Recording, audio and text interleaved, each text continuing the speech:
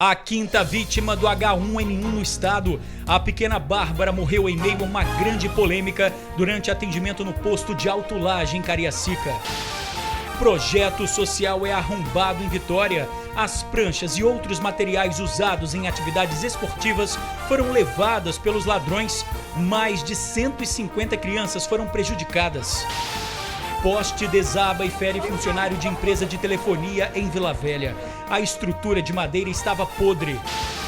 Aposentado reclama de tráfico de drogas próximo a bar e acaba baleado em Cariacica. Fim do vestibular da UFES. Comissão decidiu aderir ao SISU. Teve protesto na universidade. O alerta do Dr. Bactéria. Garrafas de água usadas em escolas e academias podem transmitir doenças se não forem limpas de forma adequada. Até mesmo a saliva do usuário transmite micro-organismos que podem causar diarreia. A morte de uma moradora e o protesto de uma comunidade. A linha atravessava a faixa de pedestre quando foi atropelada. O pedido é de melhorias no trânsito. E a violência nos ônibus da Grande Vitória. Hoje cedo, mais um coletivo foi invadido por criminosos. Todos os passageiros foram assaltados. A gente volta em um minuto.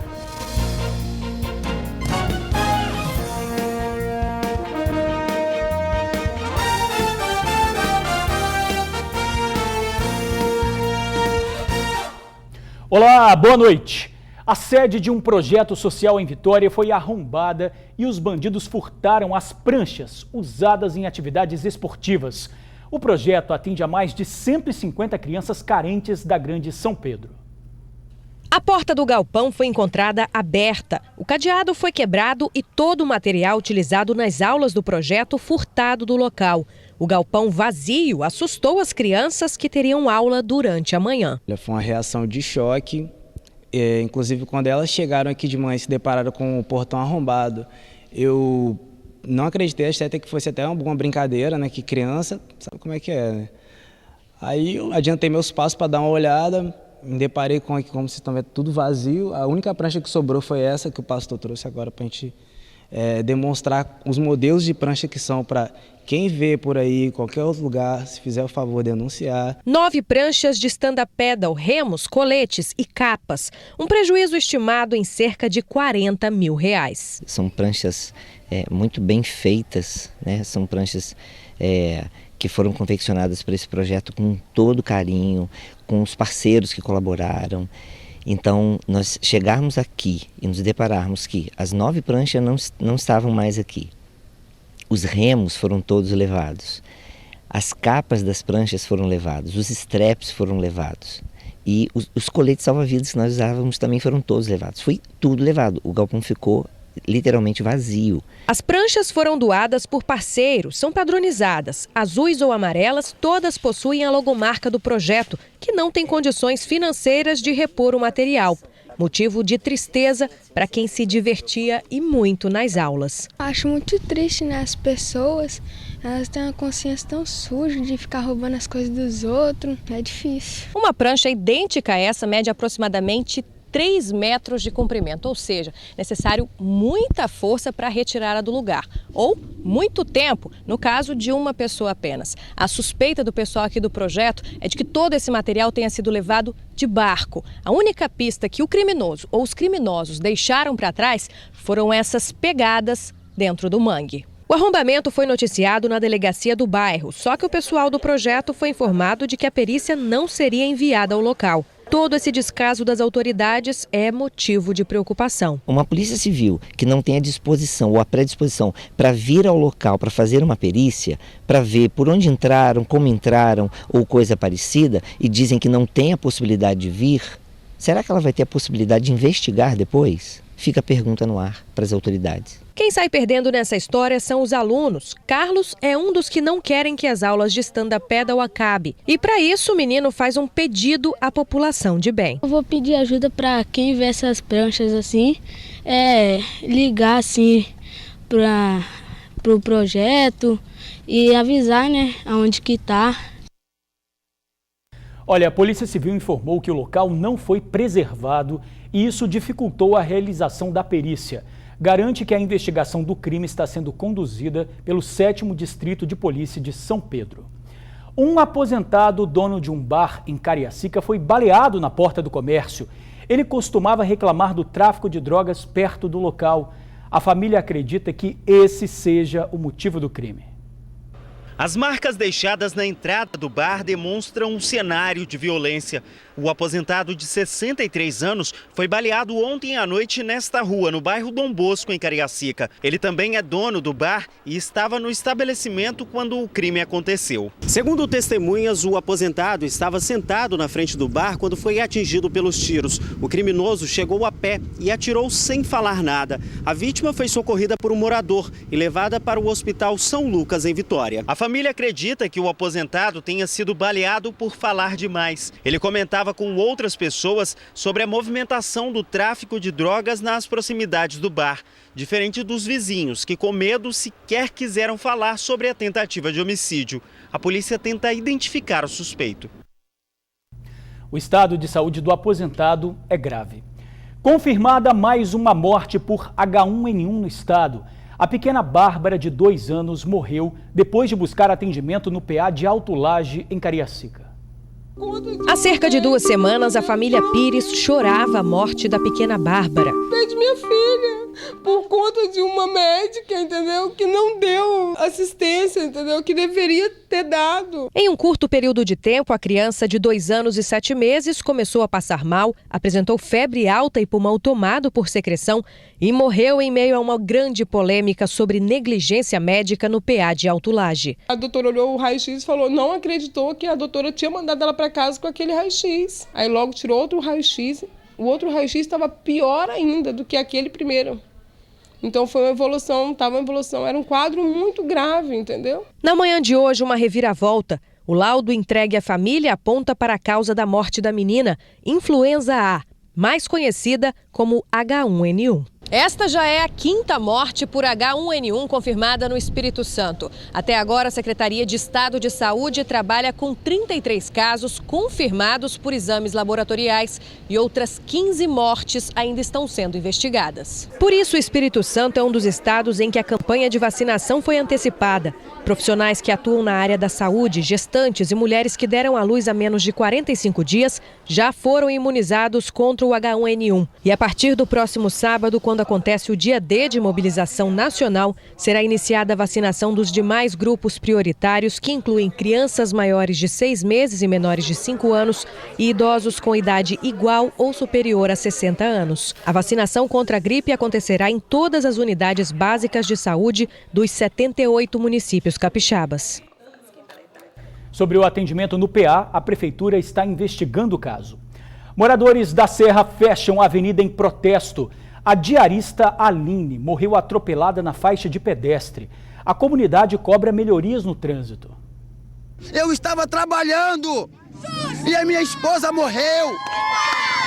O desabafo indignado é do marido da vítima. Ele estava no trabalho quando soube pelo telefone que a mulher tinha sido atropelada. A diarista Aline Vicente Ferreira tinha 30 anos. Ela deixou a filha nessa escola e atravessava a rua para caminhar com a amiga. Keila conta que por pouco também não foi atropelada. Por pouco não é 2 velórios. Eu estava atrás dela, ela estava na minha frente, foi coisa de segundos.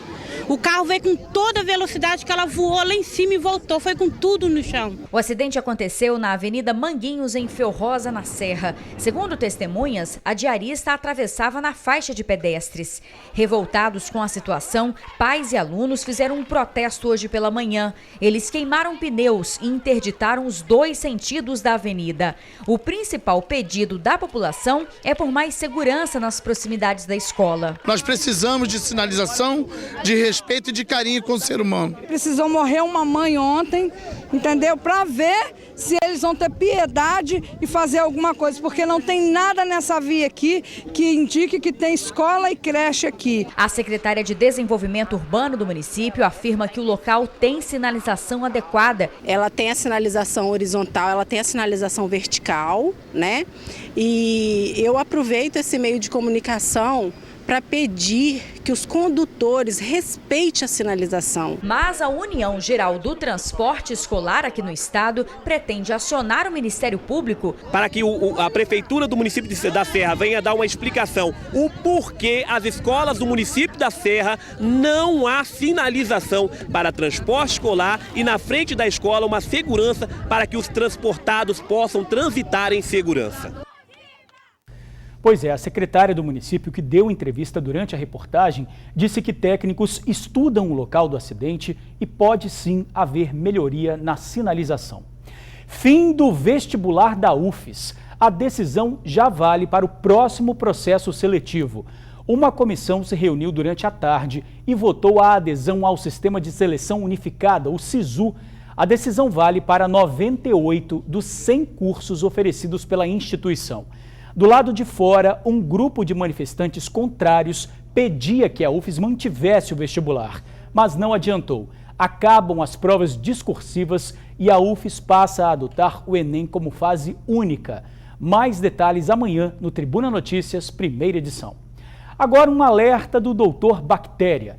As famosas garrafinhas de água usadas em escolas e academias podem transmitir doenças se não forem limpas corretamente. Enquanto as pessoas gastam energia na academia, ela faz companhia. E na hora que a sede bate, é a ela que recorrem. Não atrapalha o meu exercício, eu pego e faço tudo direto, sem ficar interrompendo lá beber água.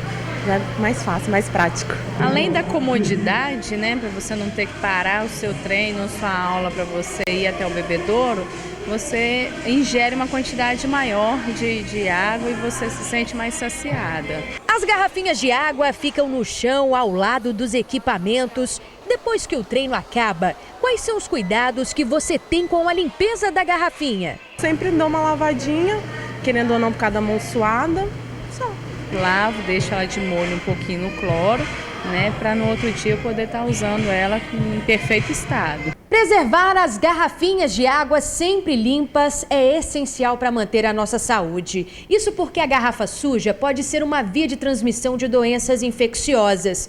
Quem vai explicar isso para a gente melhor é o Rodrigo Moraes, que é farmacêutico e professor de microbiologia. Quais são essas doenças, Rodrigo? Bom, Tainá, algumas das doenças que são transmitidas, né, pela garrafinha pode ser uma simples diarreia, geralmente autolimitada, que não causa nenhum tipo de mal-estar a longo prazo. Pode ser hepatite A, que é um pouquinho mais grave, dependendo do paciente, ou pode ser, inclusive, doença do beijo, por exemplo, ou a gripe H1N1, né, que está tão em alta atualmente, né, esse grande risco para a nossa sociedade.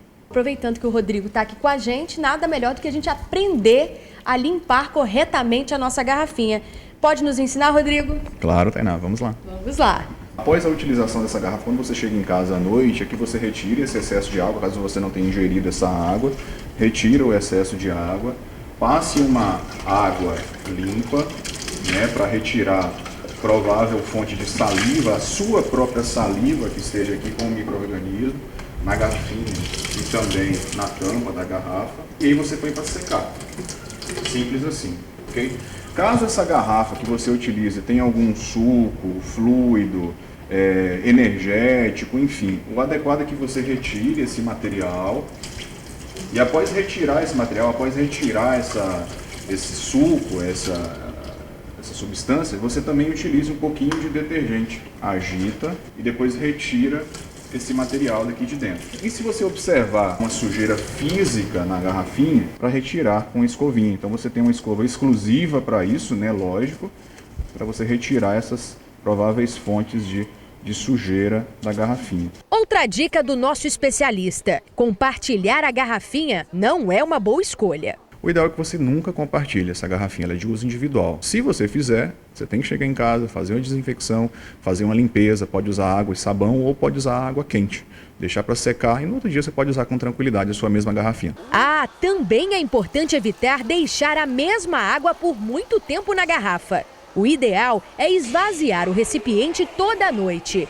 Caso tenha utilizado outro tipo de líquido, Faça a limpeza antes de colocar a água. Se você deixar essa garrafinha por horas à temperatura ambiente, esses pequenos micro-organismos que estão na sua boca, eles vão se replicar. Então essa pequena quantidade vai se transformar numa quantidade enorme de micro-organismos e ele pode te causar uma diarreia. Então o ideal é que você, à noite, você esvazie essa garrafinha. Olha, é importante também observar o aspecto físico da garrafa. Mesmo você só usando água, se aparecer alguma mancha, é necessário fazer a limpeza com detergente. Caso use todos os dias, o professor orienta que a limpeza também deve ser feita com água sanitária uma vez por semana. A quantidade, 1 colher de sopa por litro d'água e deixar a garrafa de molho por 5 minutos, depois lavá-la. E atenção, não usar cloro na concentração superior a 5%.